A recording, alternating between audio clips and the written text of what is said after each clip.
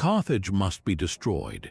An old Roman senator named Cato the Elder ended every speech with that phrase, a relentless chant that became a death sentence for an entire civilization. In the year 146 before Christ, the Roman Republic did exactly that.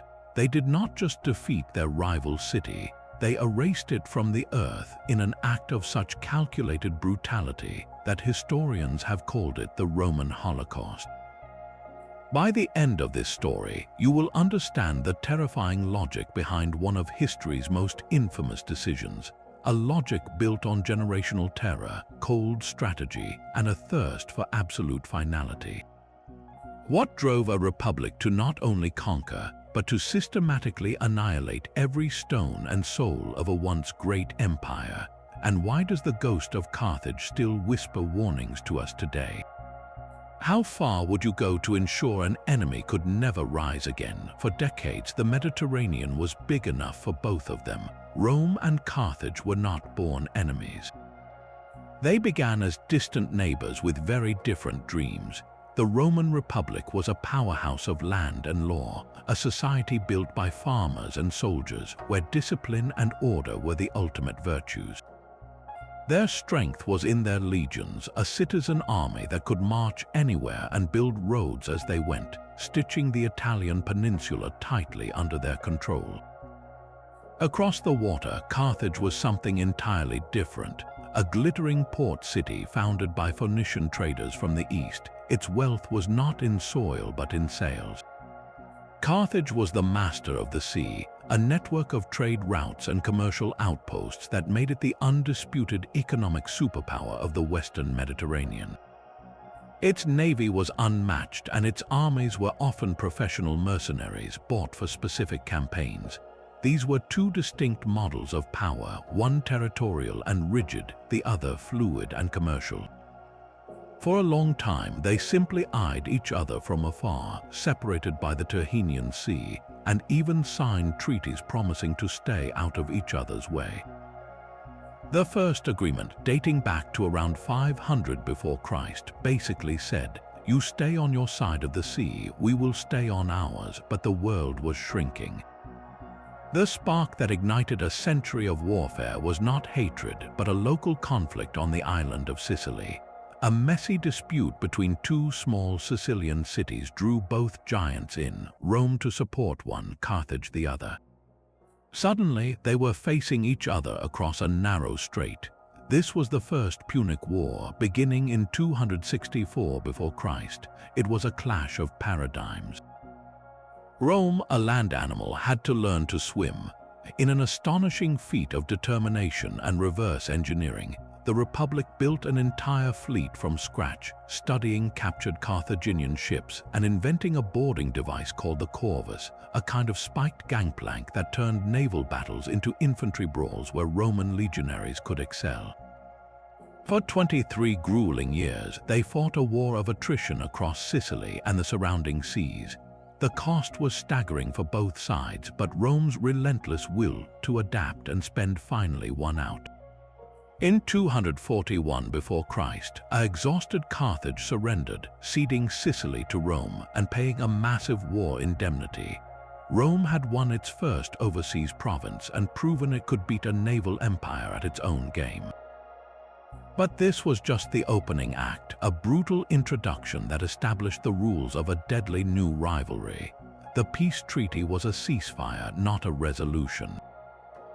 And in the ashes of that defeat, a Carthaginian family would produce a son whose name would become Rome's greatest nightmare. The defeat in Sicily left Carthage humiliated but not broken. Its greatest general, Hamilcar Barca, took his young son Hannibal to an altar and made him swear a sacred oath of eternal hatred against Rome. That oath would become the blueprint for a nightmare. In 218 before Christ, Hannibal Barca, now a military genius in his late 20s, did the unthinkable. He marched an army of tens of thousands of men, horses, and 37 war elephants out of Spain, not by sea where Rome was watching, but over the towering, snow-choked peaks of the Alps. It was a logistical feat that bordered on madness, a daring strike at the very heart of Roman territory. The elephants, those living siege towers stumbling through mountain passes, became the ultimate symbol of an enemy who would stop at nothing. The shock of his arrival in Italy was total. Roman legions rushed to meet him, confident in their superior numbers and home ground advantage. They were systematically dismantled.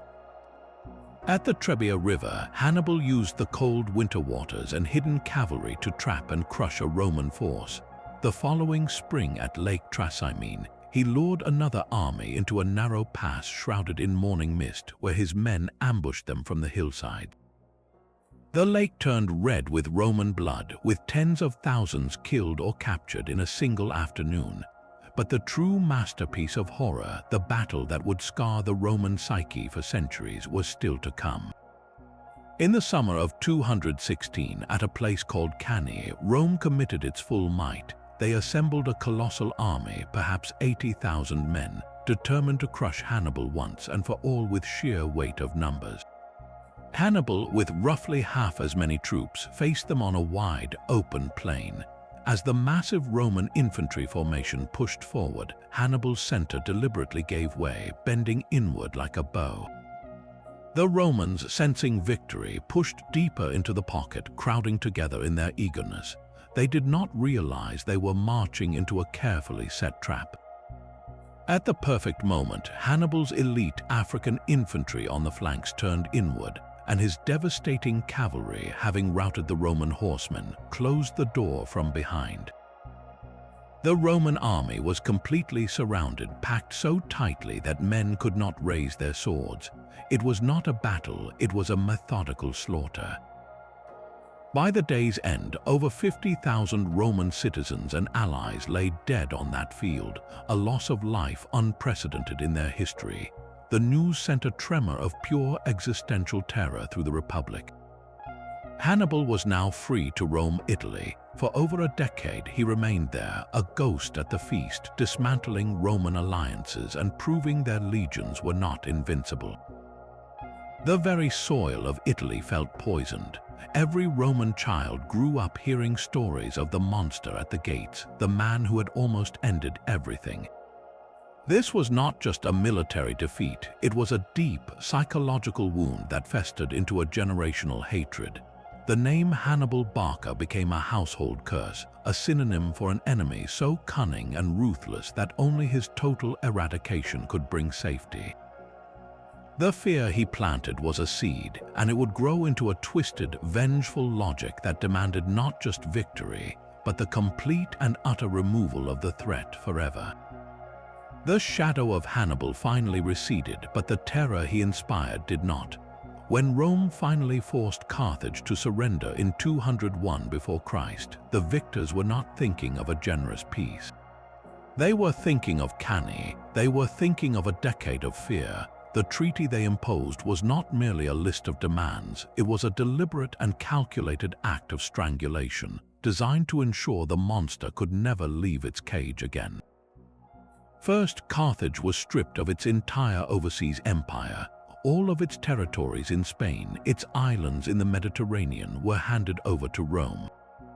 Its once mighty navy, the very instrument of its early power, was reduced to a pathetic handful of ships, barely enough for coastal patrol. Then came the financial blow, a war indemnity of 10,000 talents of silver, to be paid in annual installments over 50 years. That is half a century of sending enormous wealth directly to your conqueror, a constant drain on your economy and a humiliating reminder of your subjugation. But the most revealing clause was political. Carthage was forbidden from waging any war anywhere without the express permission of the Roman Senate. In essence, Rome took away its right to self-defense, making its former rival a permanent client state, utterly dependent on Roman goodwill for its own survival. This was the seed of annihilation. The treaty was engineered to keep Carthage weak, impoverished, and permanently under Rome's thumb. It was a security policy written in legal ink. Yet here lies the cruel paradox. By dismantling Carthage's military and imperial ambitions, Rome unintentionally redirected all of its enemies' formidable energy. With no armies to fund and no wars to fight, Carthaginian merchants and landowners turned inward. They focused with incredible success on what they had always done best: commerce and agriculture. The fertile lands around the city of Carthage itself became a breadbasket, producing vast surpluses of grain and olives. Trade flourished again, not by warship but by merchant vessel. Within a generation, the annual indemnity payments to Rome were being made easily, even early.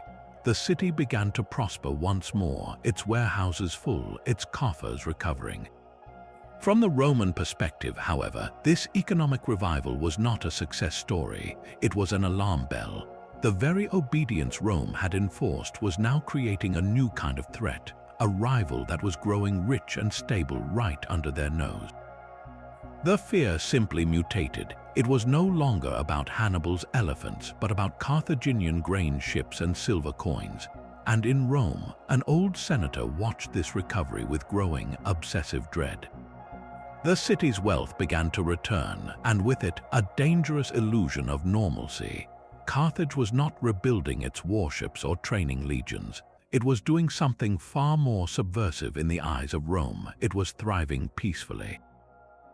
The rich soil of what is now Tunisia proved to be an agricultural goldmine. Vast estates produced mountains of grain, rivers of olive oil, and luxurious fruits, turning the hinterlands of Carthage into one of the most productive regions in the entire Mediterranean. Its merchants, ever savvy, rebuilt their networks, trading these goods for silver, timber, and luxury items. The war indemnity payments to Rome, once a crippling burden, were now handled with ease, even paid ahead of schedule. To a Carthaginian merchant or farmer, this was simply good business, a testament to their ingenuity and hard work. They were playing by Rome's rules, focusing on commerce instead of conquest. But from the Senate house in Rome, this economic miracle looked like a strategic nightmare. The Roman mind, forged in the fires of the Hannibalic War, operated on a simple, brutal logic: wealth equals power, and power eventually means armies. They saw not peaceful farmers, but the potential to hire new mercenaries. They saw not full granaries, but the supplies to feed a future rebellion. They saw not timely tribute, but a rival treasury refilling itself. A defeated enemy, in the Roman view, was supposed to stay defeated, to be permanently weakened and humbly dependent. Carthage's quiet prosperity shattered that expectation. It demonstrated a terrifying resilience, a capacity to rise from the ashes not through war, but through economic vitality. This created a profound psychological dissonance for Rome. How do you contain an enemy that wins by simply succeeding at peace? The very treaty designed to neuter Carthage had inadvertently channeled its energies into a form of power that Roman military doctrine did not know how to counter, except with one final, dreadful solution. This quiet prosperity in Carthage found its most dangerous observer in a single, relentless Roman. Marcus Porcius Cato, known as Cato the Elder, was a living monument to the old republic. He was a man who had come of age during the darkest days of Hannibal's invasion, a soldier who had fought against that nightmare. Now in his 80s, he was a senator, a historian, and a fierce guardian of what he saw as traditional Roman virtue: a life of simple farming, stern discipline, and suspicion of foreign luxury. To Cato, the very idea of a resurgent Carthage was not just a political problem. It was a personal insult to history and a direct threat to everything he held sacred. He believed in a fundamental Roman superiority, not just in arms but in character. Romans were farmers of the soil, Carthaginians were merchants of the sea, traders whom he viewed as inherently deceitful and soft.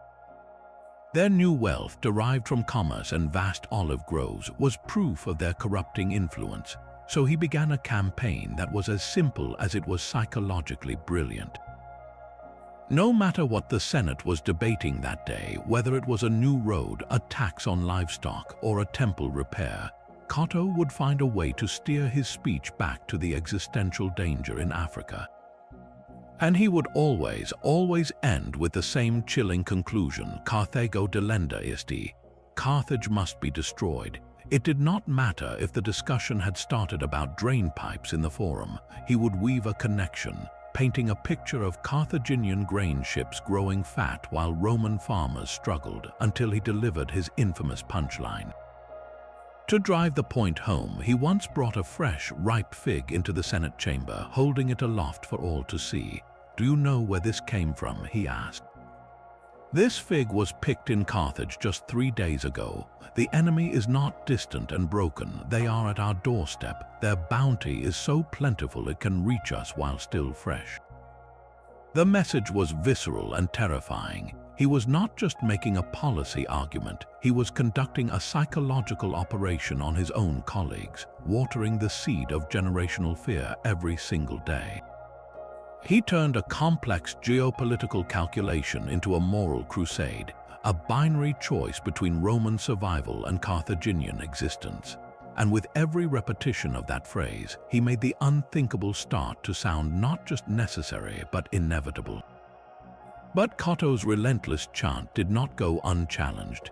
In the same Senate chamber, another powerful voice rose in opposition, that of Publius Cornelius Scipio Nasica. His very name carried immense weight, for he was the grandson of Scipio Africanus, the legendary general who had finally defeated Hannibal at the Battle of Zama.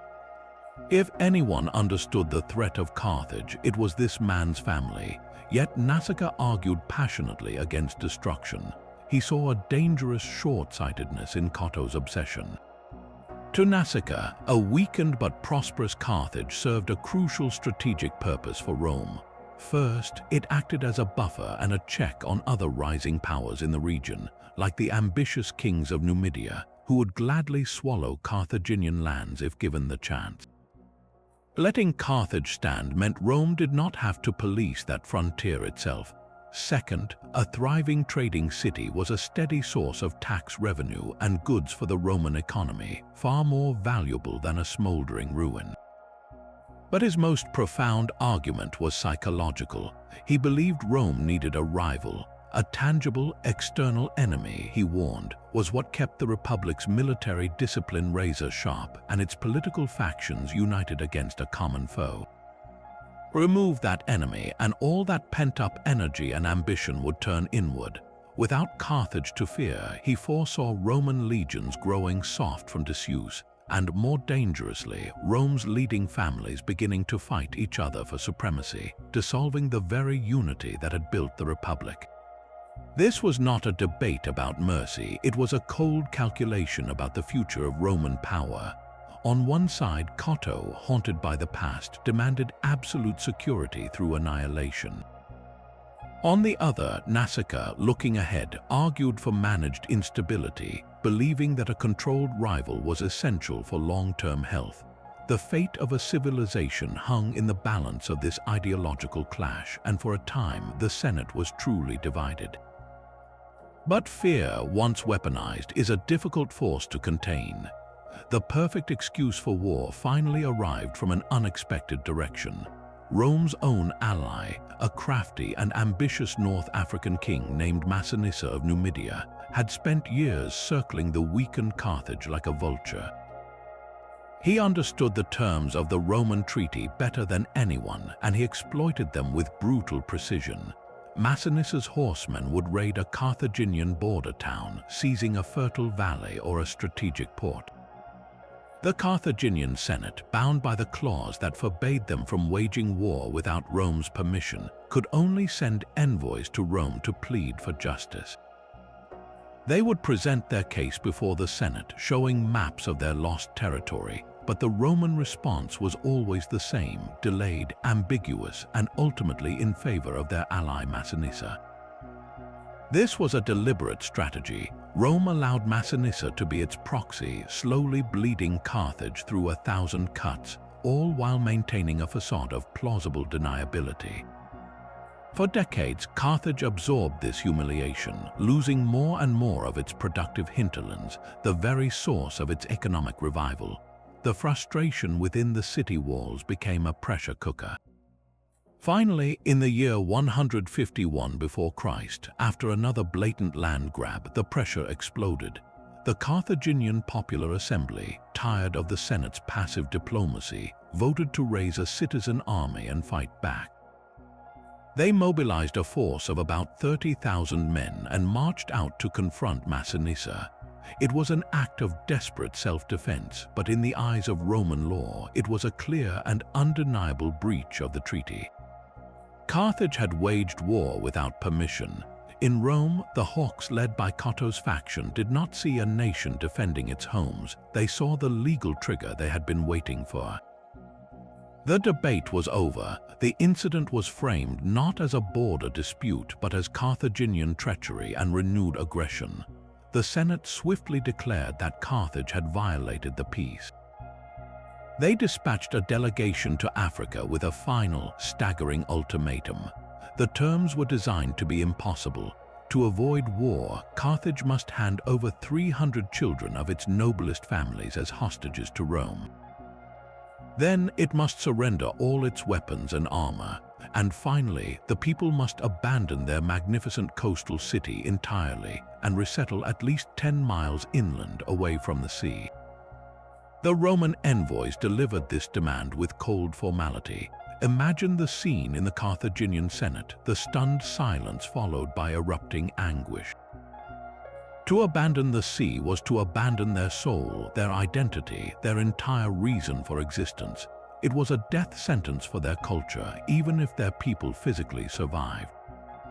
After a moment of collective horror, the answer was unanimous. They chose to fight. With no navy to speak of and few professional soldiers, they prepared for a siege, knowing they were choosing almost certain destruction. But it was a choice for dignity, for a final stand on the ground where their ancestors had built a civilization.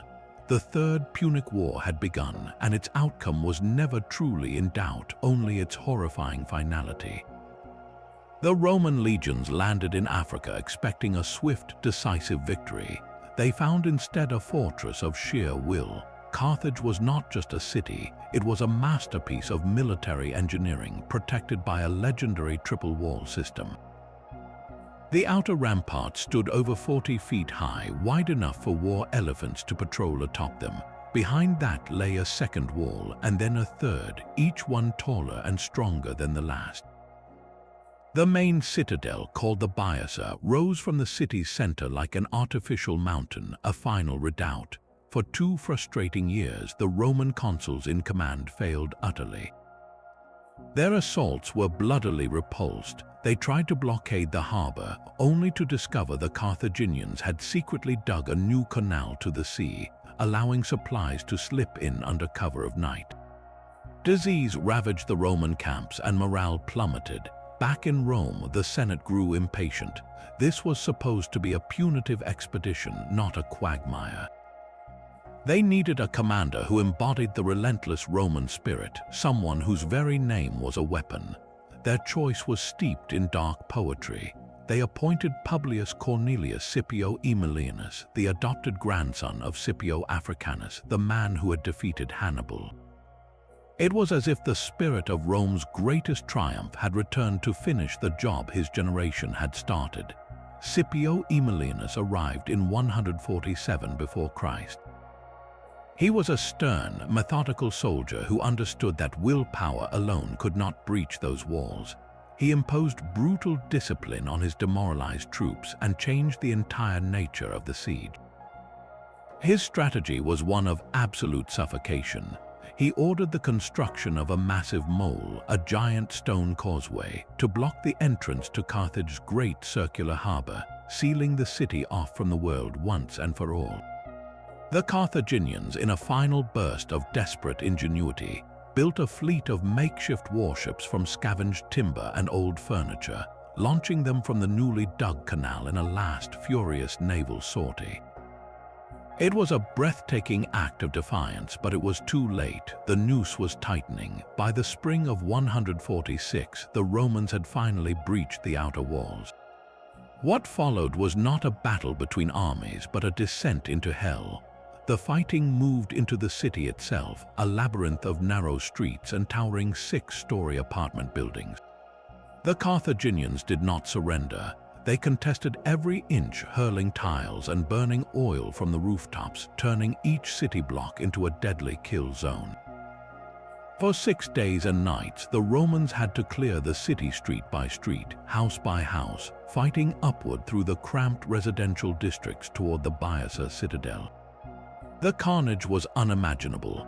By the time Scipio's legionaries reached the base of the citadel hill, only about 50,000 of the original population remained, starving and trapped. They surrendered, hoping for mercy. They would find none. The final act was at hand. The final breach came at the weakest point in the city's legendary walls. Roman legionaries poured through the gap like a flood of iron, their advance marked by the crash of collapsing masonry and the screams of a dying city. Their objective was clear: the towering Baissa hill, the sacred heart of Carthage where the last defenders had gathered for a final, desperate stand. The fighting through the narrow streets was brutal and intimate, a slow, grinding ascent through a maze of burning homes and barricaded alleys. By the time the Roman infantry reached the base of the Baissa, they faced not just soldiers but the entire remaining population. Tens of thousands of civilians packed onto the steep slopes and within the temple complex at its summit. The air was thick with smoke and the metallic scent of blood. At the pinnacle stood the magnificent temple of Eshmun, the god of healing, now a fortress in a city beyond cure. What happened next was not a battle, but a collective act of defiance so absolute it seared itself into history. The ancient historian Appian records the harrowing scene. As Roman soldiers fought their way up the steps of the temple, many Carthaginians, seeing all hope was lost, made a final, terrible choice. Families retreated into their own homes, their shops, and the sacred buildings. They gathered what valuables they could carry, and then they set their own world on fire. Parents, rather than let their children be taken as slaves, leaped with them into the flames. Warriors, refusing to give the Romans the satisfaction of their capture, walked calmly into the infernos. The temple of Eshmun, a place of healing, became a giant funeral pyre. For days, the Baissa burned, a man-made volcano of despair casting a pall of black smoke over the entire Mediterranean coast. The Romans watched, stunned by the scale of the self-destruction. They had come to conquer a city, but the city was conquering itself, choosing annihilation on its own terms. This was the apocalyptic end, a civilization so fiercely attached to its freedom that it preferred to vanish in a blaze of its own making than to exist under a foreign yoke. The message to Rome was chilling. Even in total victory, you cannot truly possess what refuses to be owned. Scipio Aemilianus stood atop the Baissa and surveyed the smoldering ruin of a civilization. The fighting was over, but his work was not. From Rome, carried by a swift galley, came the final, unambiguous decree of the Senate.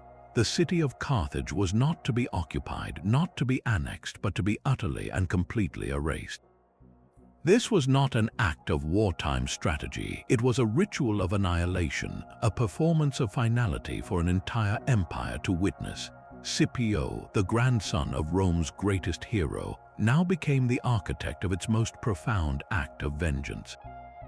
He gave the order. First came the plunder.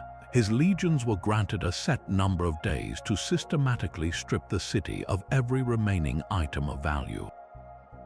Gold, silver, statues, furniture, even the bronze nails from the charred rooftops, everything was hauled out and piled into mountains of loot to be shipped back to Rome or sold at auction. This was not random looting, it was a calculated dismantling, ensuring that nothing of material worth remained to tempt anyone to return. Then, with the city hollowed out, the real destruction began. Teams of soldiers, acting more like demolition crews than conquerors, moved through the empty streets with picks and levers. They did not just burn a few buildings, they systematically razed the great public structures. The mighty walls that had held them at bay for 2 years were pulled down stone by stone. The Grand Forum, the marketplaces, the temples that had escaped the final fires, all were methodically toppled. Finally, they set the entire city ablaze, a controlled inferno that burned for days, reducing 6 centuries of history to ash and rubble. But even this was not enough for the Roman Senate. They demanded a spiritual guarantee. Roman priests were brought to the scarred ground. They performed an ancient ritual of execration, a formal curse upon the land itself. They plowed the earth where the city had stood with a yoke of oxen, symbolically turning it back to barren wilderness. They scattered salt into the furrows, a potent symbol of sterility, to ensure nothing would ever grow there again. Most powerfully, they pronounced a solemn vow to the gods that this ground was forever forbidden from being a city. Any man who tried to rebuild here would be cursed. It was a triple lock of destruction, physical, economic, and divine. They were not just killing a city, they were attempting to murder its very memory and its future. The fires died, but the silence that followed was even more terrible. The true measure of the Roman Holocaust is not found in fallen stones, but in shattered lives. Ancient historians, though their numbers are often estimates, paint a staggering picture of human loss. Polybius, a Greek historian who witnessed the final siege, suggests that of a population that may have once numbered several 100,000, only around 50,000 emaciated souls remained when the Baiasa finally fell. The rest had perished not just in the final assault, but from the years of starvation, disease, and the street-by-street slaughter that preceded it. The death toll likely reached well into the hundreds of thousands, a scale of destruction that would horrify the ancient world. For those 50,000 survivors, a different kind of death awaited. Roman custom and economic logic dictated their fate. They were sold into slavery. This was not a simple change of master, it was a calculated act of cultural genocide.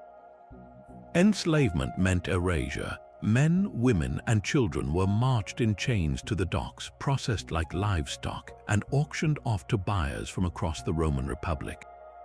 A Carthaginian potter might end up on an estate in Sicily, his children sold to a mine in Spain, his wife to a household in Greece. Their language, their gods, their shared history, these bonds were severed in an instant. In the brutal Roman slave system, they were stripped of their names, their past, and their identity, becoming mere property. To the Roman mind, this was a final solution more complete than massacre, for it scattered the seeds of Carthage so widely that they could never take root again. A tiny handful escaped this fate. A few, like the historian Hasdrubal, who had opposed the final war, were granted pardon by Scipio.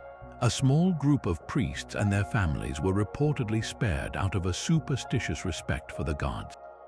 And there were whispers of some who fled into the desert interior before the harbor was sealed, vanishing into the vastness of North Africa. But these were exceptions that proved the horrific rule. The Punic people of Carthage, as a coherent, city-dwelling civilization, were systematically dismantled. Their physical city was plowed under, and their human community was dissolved into the anonymous mass of the Roman slave economy. The goal was not just to defeat an enemy, but to make it impossible for anyone to ever call themselves Carthaginian again. In this, Rome succeeded with a chilling finality. The ghost of a nation was not just buried, it was scattered to the winds.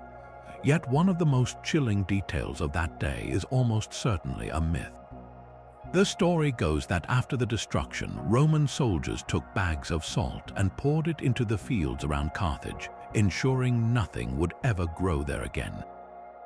It is a perfect, haunting image of absolute vengeance, so compelling that it has become the defining symbol of the city's fate. But history is often more complex than its legends. The earliest and most reliable accounts of the city's end, written by men like Polybius who lived through the era, make no mention of salting the earth. It does not appear in the historical record for over a century after the event. So where did this powerful idea come from? The answer lies in understanding the Roman mindset, not as farmers with bags of salt, but as masters of symbolic warfare. The rituals they actually performed were, in their own way, even more profound. The plowing of the city's ruins with a yoke of oxen was not agricultural, it was a sacred act. In the Roman religion, to found a new city, you would plow a sacred boundary called a pomerium. By plowing over the ashes of Carthage, they were doing the exact opposite. They were ritually unfounding it, declaring that this was no longer a place for humans, but a cursed wilderness returned to the gods. The priests then pronounced a solemn vow that the site must remain forever desolate, a curse upon anyone who dared to rebuild. This was a spiritual salting. The physical act of scattering salt, a precious commodity in the ancient world used to preserve food and purify temples, likely entered the story later as a vivid metaphor. It was a shorthand that later writers and storytellers used to capture the terrifying finality of what Rome had done, a single, stark image to convey a policy of eternal desolation. The myth persists because it feels true to the scale of the crime. It encapsulates the desire not just to kill a city, but to sterilize its memory. In the end, whether they used literal salt or not is almost irrelevant. The land of Carthage was salted by decree, by curse, and by a legacy of fear so deep it poisoned the very idea of the city for generations. But why would a republic commit such an unspeakable act? The answer lies not in blind rage, but in a chillingly rational calculation. Rome had learned a terrifying lesson from Hannibal Barca, a lesson that rewrote their entire philosophy of security. You do not simply defeat a rival like Carthage, you must erase its capacity to ever become a rival again. Subjugation was a temporary fix. A client state, no matter how tightly bound by treaty, could one day find a new leader, a new alliance, or a moment of Roman weakness to break free. Its very existence was a perpetual possibility, a ghost of future conflict, and as they had witnessed, a prosperous Carthage was a dangerously resilient one. Its wealth could, in time, be converted back into ships and mercenaries. The memory of Cannae taught them that the unthinkable was always possible, so they moved beyond the old rules of war. This was not about punishment or plunder alone. It was about solving a problem with absolute mathematical finality. The brutal logic was simple: a city that does not exist cannot rebel. A people who are scattered cannot unite. A harbor that is filled with stone cannot launch a fleet. This was realpolitik in its most raw and ancient form, the belief that permanent peace could only be purchased with the permanent removal of the threat. In their minds, they were not destroying a civilization, they were performing a necessary surgery, cutting out a cancer to save the body of their own republic. They traded a temporary moral burden for what they saw as eternal safety. It was a monstrous decision, but from the perspective of a state still trembling from a near-death experience, it was a perfectly logical one. The true horror lies in how sensible it must have seemed to the men who ordered it. Yet beneath the military logic and the psychological scars lay another powerful engine driving the destruction: pure economic ambition. Carthage was not just a military rival, it was Rome's greatest commercial competitor in the entire Western Mediterranean. For centuries, Carthaginian merchant ships had dominated the trade in silver from Spain, fine textiles from the east, and the immense agricultural wealth of North Africa itself. Their network of ports and trading posts was a web of influence and profit that Rome had always envied. The annihilation of the city was, in a very real sense, the most hostile corporate takeover in history. With Carthage gone, every single one of those lucrative trade routes fell uncontested into Roman hands. The treasury in Rome would no longer have to compete. It could now tax and control the flow of goods from the Atlantic coast of Spain to the shores of Libya. But the real prize was not on the water, it was on the land. The incredibly fertile plains surrounding Carthage, known as the Ager Publicus or public land, were now the property of the Roman state. This was not land for veterans or small farmers. The Senate quickly leased vast tracts of this new territory to its own wealthiest members, men who were already senators and businessmen. They consolidated these holdings into enormous agricultural factories called latifundia.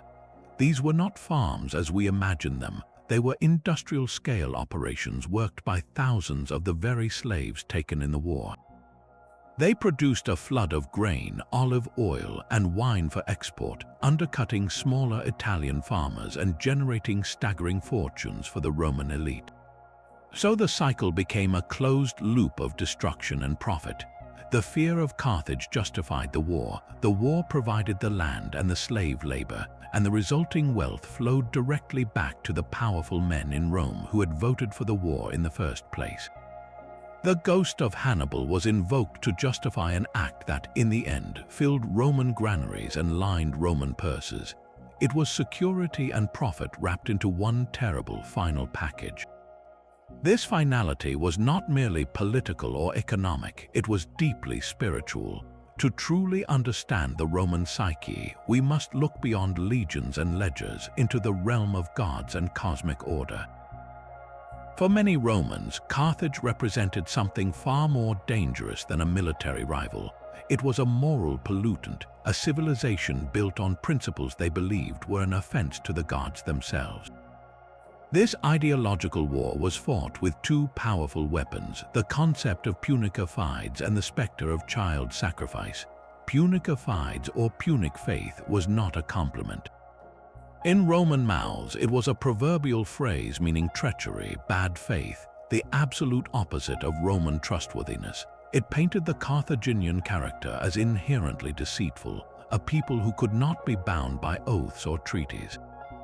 This stereotype, born from the shock of Hannibal's unexpected campaigns and the brutal realities of ancient warfare, became a cultural truth. It allowed Romans to frame every Carthaginian action, even desperate self-defense, as proof of a congenital dishonesty that justified any response. But the most potent piece of propaganda was far darker. Roman historians and politicians relentlessly accused the Carthaginians of sacrificing their own children to the god Baal-Hamon, placing infants into the arms of a bronze statue that would tilt them into a sacrificial fire. Modern archaeology suggests a complex reality, with Tophet cemeteries containing the cremated remains of very young children, which may point to a practice of offering infants who died naturally to the gods. But for Rome, the narrative was simple and horrifying. It was wholesale ritual murder. Whether entirely fabricated or grotesquely exaggerated, this story served a crucial purpose. It transformed Carthage from a geopolitical opponent into a monstrous, blasphemous entity. How do you make peace with a culture that murders its young? You do not, you eradicate it. This framing turned the Third Punic War from a strategic conquest into a holy crusade, a purification ritual on a civilizational scale. The destruction of the city was not just a victory, it was an exorcism. By plowing the ground and pronouncing curses, the Roman priests were not just claiming land, they were cleansing it of hostile, impious spirits. The defeat of Carthage's gods was as important as the defeat of its armies. In the resulting void, the Roman concept of pax could be imposed, a peace that was not the absence of conflict, but the order that comes from total Roman domination, blessed and enforced by their own pantheon. The annihilation was thus packaged as a divine mandate, a necessary act to restore moral and cosmic balance. This ideological dimension made the unthinkable not only logical, but righteous for the men who carried it out. The legacy of Hannibal was a phantom limb for the Roman Republic, a pain that throbbed long after the body was safe. For the men who ordered the final siege, this was not ancient history. Scipio Aemilianus, the commander who oversaw the city's erasure, was the adopted grandson of Scipio Africanus, the man who had finally beaten Hannibal at Zama. Think about that for a moment. The trauma was a family heirloom passed down through stories at the dinner table, a living memory of a time when Rome itself almost ceased to be.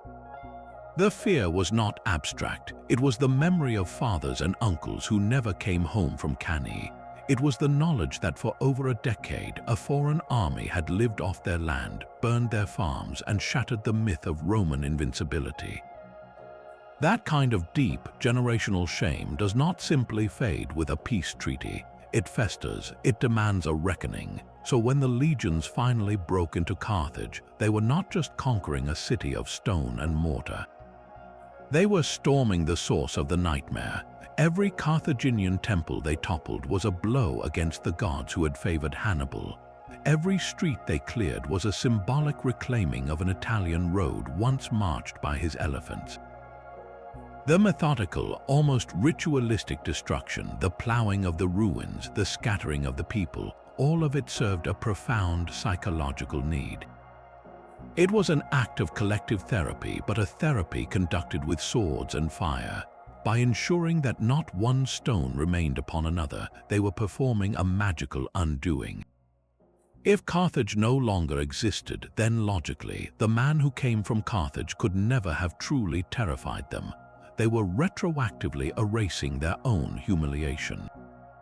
This was the ultimate assertion of mastery. For 50 years, Rome had lived with the uncomfortable truth that a single man from a rival city had brought them to their knees. That knowledge was a crack in their foundation. By annihilating that rival city so completely, they were sealing the crack with molten lead. They were proving to themselves and to the watching world that the past was now firmly under their control. The ghost of Hannibal could finally be laid to rest, not by forgetting him, but by destroying the very earth that spawned him. In the ashes of Carthage, Rome was not just building an empire, it was curing itself of a 50-year-old fever. The violence was the medicine, and the dose was absolute. The term Roman Holocaust is a deliberate provocation, one that demands we look past modern associations and into the ancient meaning of the word itself. It comes from the Greek holocaustos, which means a burnt sacrifice offered whole to a god.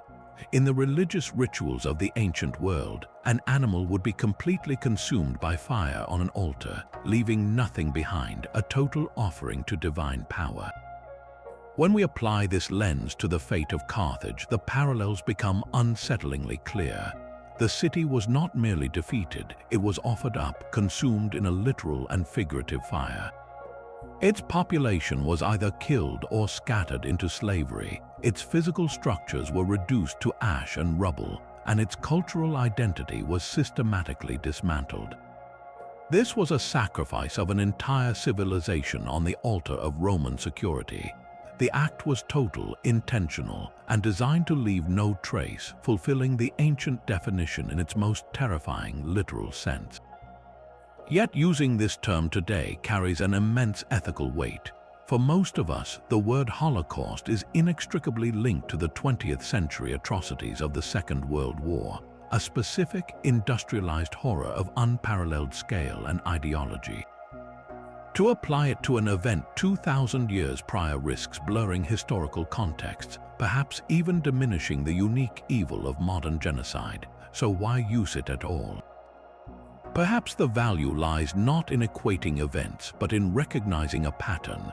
The destruction of Carthage stands as a primordial example of a chilling human impulse, the desire to solve a problem through absolute, annihilating finality. It forces us to ask, when does a military campaign cross a line into something more profound and terrifying? When does conquest become eradication? By holding this ancient mirror up to the term, we are not making a direct comparison, but engaging in a necessary reflection on the darkest capabilities of power and the language we use to describe them. The ghost of Carthage challenges us to consider where that line is drawn and who gets to draw it. Rome now stood alone in a silent sea. In the very same year they plowed the ashes of Carthage, Roman legions also destroyed the ancient Greek city of Corinth, another commercial rival, sending a thunderous message across the civilized world. The Mediterranean, once a crowded stage of competing powers, had become a Roman lake. There were no more great enemies to fear, no more equal rivals to check their ambition. This moment in 146 before Christ marks the true, irreversible pivot from the Roman Republic to the Roman Empire. The Republic had been a system built for constant struggle, its political balance and military ethos forged in the fire of existential threats like Hannibal. With those threats now vaporized, the internal machinery began to spin out of control, fueled by a sudden, overwhelming influx of blood money. The wealth that poured into Rome from the destruction of Carthage and Corinth was unimaginable. Precious metals, artworks, and shiploads of grain flooded the treasury and the private markets, but the most transformative prize was human. Tens of thousands of new slaves captured from these fallen cities were auctioned off in Italian ports. This sudden, massive injection of cheap labor created an economic earthquake. Wealthy senators and businessmen, already enriched by the new North African estates, used their capital to buy up these slaves in bulk. They then used this workforce to operate even larger plantations called latifundia, which could produce goods at a scale small, free Roman farmers could never match. One by one, these citizen farmers, the traditional backbone of the Republic's army and its civic spirit, were driven into bankruptcy. They sold their family plots and flooded into the city of Rome, becoming an impoverished, restless urban mob. The result was a social fracture that would eventually crack the Republic in two. On one side stood a new super-rich elite, bloated on provincial wealth and disconnected from the old virtues of civic duty.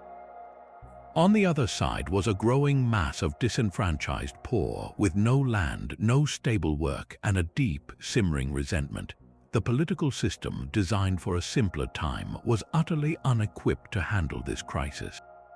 Corruption became the new currency. Senators used their fortunes to buy votes and offices, while the poor sold their political support for bread and entertainment. The state's immense new wealth did not create shared prosperity. It concentrated power into fewer and fewer hands. This toxic brew of inequality and corruption soon produced its first explosive reaction. Within a generation of Carthage's destruction, two brothers from a noble family, Tiberius and Gaius Gracchus, attempted to force radical reforms. They saw the crisis clearly. The disappearance of the free farmer was a mortal danger to Rome itself. Using the office of tribune, they proposed redistributing public land, including those vast tracts taken from Carthage, back to the landless poor. Their arguments were passionate, grounded in the old republican ideal of a citizen soldier. But to the entrenched Senate elite, this was not reform, it was revolution, an attack on the very property and power they had just won. The response was brutal and unprecedented. Tiberius was clubbed to death by a mob of senators and their supporters, his body thrown into the Tiber River. His brother Gaius was later hunted down and killed in a state-sanctioned murder. The Gracchi brothers were the first Romans to be killed in political violence for over 300 years. Their deaths marked a terrible turning point, proving that the internal factions Scipio Nasica had warned about were now willing to destroy each other and the Republic itself to protect their spoils. The peace purchased by annihilating Carthage had not brought stability, it had merely turned the violence inward. The seeds of the coming civil wars of Marius and Sulla, of Pompey and Caesar, were sown in the very ashes they had worked so hard to create. The silence left by Carthage is a historical void we can still feel today. We know the Romans won, we know their version of events, but what of the civilization they so thoroughly erased? What was lost in that all-consuming fire? The voice of Carthage itself is almost entirely silent, a whisper heard only through the distorted accounts of its enemies and the broken artifacts pulled from the dirt. This makes the historian's task a kind of forensic archaeology, piecing together a ghost from fragments. What emerges is the portrait of a sophisticated, cosmopolitan society that was far more than the mercantile monster Rome painted. Take their greatest engineering marvel, the Cathon. This was not just a harbor, it was a masterpiece of military and commercial design. A vast, circular inner basin carved from solid rock, connected by a narrow channel to the open sea. Its central island held the Admiralty headquarters, a command center from which the entire fleet could be coordinated. The design allowed for swift deployment, but also for protection, as enemy ships could be funneled into a killing zone. This was the beating heart of a maritime empire, a testament to technical skill and strategic genius that even the Romans grudgingly admired and later copied. But Carthage was more than its docks. It was a city of towering temples, bustling markets, and libraries that held centuries of knowledge. Their literature, their histories, their plays and poems, all of it is gone. Not a single complete Carthaginian book survives.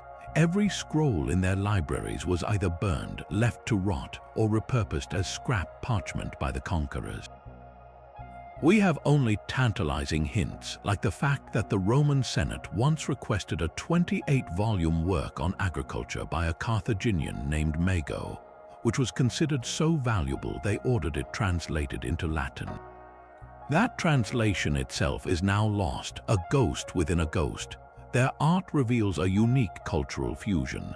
Carthaginian sculptures and mosaics blend the stylized forms of their Phoenician ancestors with the naturalistic influences of the Greeks and the vibrant patterns of indigenous North African peoples. A stone funerary mask might have distinctly Egyptian eyes, while a piece of jewelry combines Celtic motifs with local gemstones. This was a crossroads culture, a trading hub where ideas and aesthetics mingled as freely as goods. Their religion, so grotesquely caricatured by Rome, was a complex pantheon headed by Baal Hammon and the goddess Tanit, whose symbol, a stylized triangle with a circle and line, is found on countless stelae. The archaeological record suggests a society deeply engaged with the divine, but one whose true spiritual life is forever obscured by Roman propaganda. This is the true tragedy of the Roman Holocaust. It was not merely the destruction of a city, but the deliberate silencing of a worldview. We are left with a handful of coins, the foundations of buildings, and the silent graves of the Tophet, trying to hear a civilization speak through the relentless, condemning voice of its destroyer. The story of Carthage is a permanent reminder of how much history belongs to the victors, and how much richer our understanding of the past would be if we could hear the stories of the vanquished. For centuries, the ground where Carthage once stood held its secrets under a blanket of silence and myth. Then, in the 19th century, the spades of modern archaeologists finally broke the soil. What they uncovered was not just a lost city, but a crime scene frozen in time. As they dug through the layers of Roman, Byzantine, and Arab occupation, they reached a distinct dark line. A stratum of pure destruction. This was the forensic evidence of the year 146. It was a compacted layer of ash, charcoal, pulverized masonry, and melted glass, sometimes several feet thick, stretching across the entire ancient city center. Within this burnt earth, they found the poignant debris of a single, catastrophic moment, shattered statues of gods and goddesses, their stone faces blackened by soot, bent and broken iron spearheads, and the humble, heartbreaking remnants of daily life, cooking pots crushed under fallen roofs, children's toys, and jewelry fused together by the intense heat. This was not the slow decay of abandonment. This was violent termination captured in the soil itself, a geological testament to the Roman Holocaust. Among the most significant and chilling discoveries were the Tophets. These were sacred burial grounds located outside the city walls, containing row upon row of small stone markers or stelae. Each one marked a burial urn holding the cremated remains of a very young child, sometimes accompanied by the bones of small animals like lambs or birds. For decades, these sites were seen as grim confirmation of the Roman horror stories, proof of systematic infant sacrifice. But modern science has complicated that narrative. Detailed analysis of the cremated bones reveals that many of these children were either stillborn or died of natural causes in infancy. The animal bones suggest a practice of substitution, offering a lamb in place of a child, a common ritual in ancient religions. It appears the Carthaginians, in their grief, were dedicating these young souls to their protective gods, Tanit and Baal Hammon, in hopes of divine favor or safe passage to the afterlife. This does not mean sacrifice never occurred. The historical record is ambiguous, but it strongly suggests the Roman propaganda machine took a complex, deeply religious funerary practice and twisted it into a monstrous caricature to justify annihilation.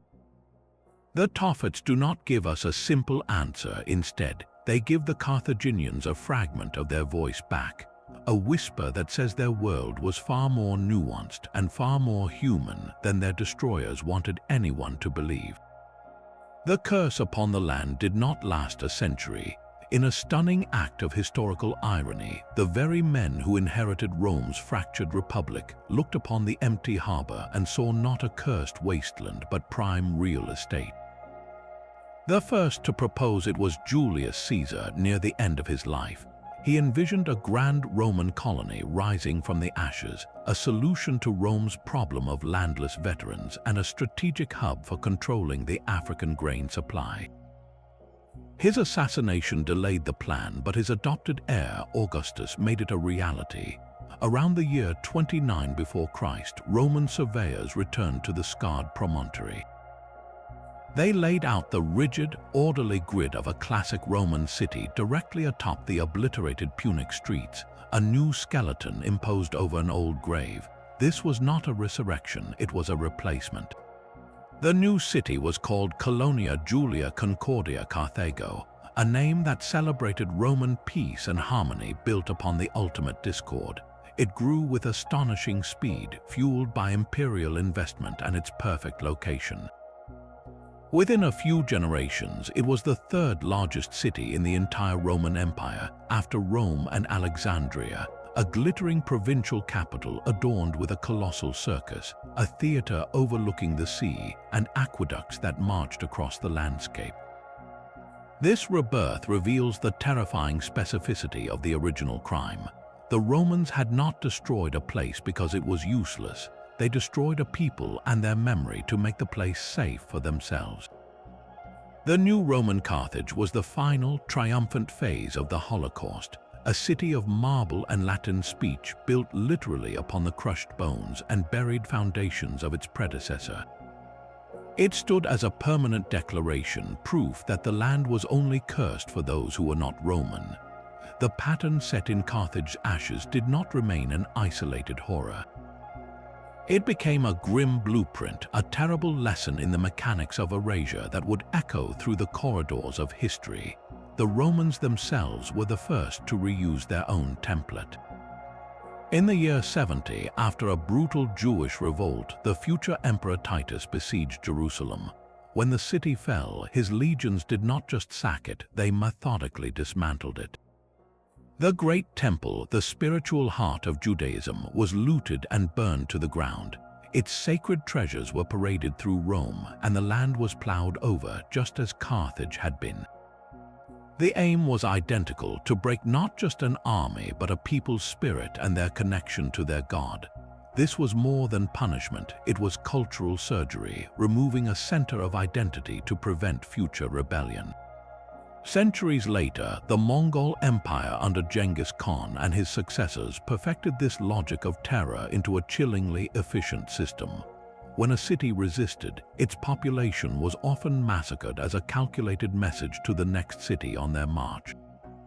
The utter destruction of ancient Baghdad in 1258, where libraries were thrown into the Tigris River and hundreds of thousands were killed, was not mere savagery. It was a strategic tool designed to shatter resistance before an army even arrived, proving that the memory of a burned city could be a more powerful weapon than any siege engine. This concept of total war, where the distinction between combatant and civilian, between city and fortress, is deliberately erased, finds its roots in that original Roman calculation. The goal shifts from defeating an enemy in battle to eliminating their very capacity to exist as a rival, a philosophy that tragically extends into the modern era. The term genocide was coined in the 20th century to describe the attempt to destroy a national, ethnic, or religious group. While the scale and industrial methods are uniquely modern, the underlying intent to erase a people from history finds a haunting precursor in the plowed fields of Carthage. This is the dark legacy of that decision, a virus of thought that justified the unthinkable by dressing it in the cold language of permanent security. Central to this practice is the ancient idea of memoria damnata, the damnation of memory. It is a step beyond killing. It is the murder of a legacy. For the Romans, this meant systematically removing a defeated enemy's name from public monuments, melting down their coins, and banning the teaching of their history. They attempted this with Carthage and later with disgraced emperors, chiseling their faces from statues in a practice known as damnatio memoriae. This is the psychological core of the template, the understanding that to truly conquer, you must control the past. If no one remembers a civilization, did it ever truly challenge you? This impulse to not just defeat but to unright an opponent has reappeared in countless forms. In the ancient world, the Hittites smashed the statues of rival kings. In more recent centuries, conquering armies have burned libraries and archives, not as collateral damage, but as a targeted strike against a people's collective mind. The erasure of cultural heritage in conflict zones today follows this same dark logic, an attack on the monuments, manuscripts, and museums that hold a community's identity. It is a war against time itself, an attempt to ensure that future generations will have no ruins to mourn, no heroes to honor, and no story to tell except that of the victor. When we look at the empty pedestal where a statue once stood, or the gap on a shelf where a unique book has been burned, we are seeing the ghost of memoria damnata, the enduring shadow of Carthage's silence. Absolute security is a mirage that demands a terrible price. Rome believed it had purchased eternal peace by erasing Carthage from the map, but the bill came due with a chilling irony. The very act of eliminating its greatest external threat created the precise conditions that would rot the Republic from within. The immense wealth and slave labor seized in the war flooded into the hands of a tiny elite, bankrupting the ordinary farmers who were the backbone of the legions and the civic spirit. This created a vast, resentful underclass in Rome itself. Without a common enemy to unite against, the ruling class turned its ferocious energy inward, fighting over the spoils in increasingly violent political battles. The murders of the Gracchi brothers, just a generation after Carthage fell, were the first cracks in the foundation. The civil wars that followed, pitting Roman against Roman, were the direct result of a society unmoored, its discipline shattered by the very security it had fought so brutally to achieve. So we must ask, when does the quest for perfect safety become its own greatest danger? The Roman paradox is a warning etched in ashes. Their absolute victory planted the seeds of their own republic's destruction. This reveals a dark truth about power. The effort to eliminate all risk often creates new, more volatile dangers from within. A system built for constant struggle can collapse when the struggle ends. The annihilation of Carthage was not a single crime, but a perfect storm of human failings. It was born from a deep-seated hatred, a generational trauma passed down from fathers who had fought Hannibal. This fear curdled into a strategic paranoia that could only be cured by absolute physical erasure. Beneath that lay a raw economic greed, a desire to seize the richest trade routes and most fertile land for themselves, to turn a rival's wealth into their own fuel. To justify such an extreme act, they engaged in relentless ideological demonization, painting the Carthaginians as treacherous child sacrifices, a monstrous other undeserving of mercy. And finally, it was driven by a thirst for revenge so complete it became a ritual, an offering of an entire civilization to the gods of Roman security. This convergence of motive is what makes the event so uniquely chilling. It was not a moment of barbaric impulse, but a cold, deliberate policy enacted with the full machinery of a state. It stands as a grim landmark in the history of human conflict, a terrifying demonstration of how far a society will go to feel safe, and how easily security can be used to mask conquest, greed, and genocide. The ghost of Carthage forces us to look beyond simple narratives of victory and defeat. It asks us to re-examine the stories we've been told, to listen for the silences in history. How many other Carthages are out there, civilizations and cultures that were deliberately erased, their voices lost to the relentless narrative of the victors? What other historical holocausts lost in the distant past deserve our scrutiny and remembrance? If you want to join this search for history's darkest and most compelling mysteries, to uncover the truths buried beneath the ashes, make sure to subscribe.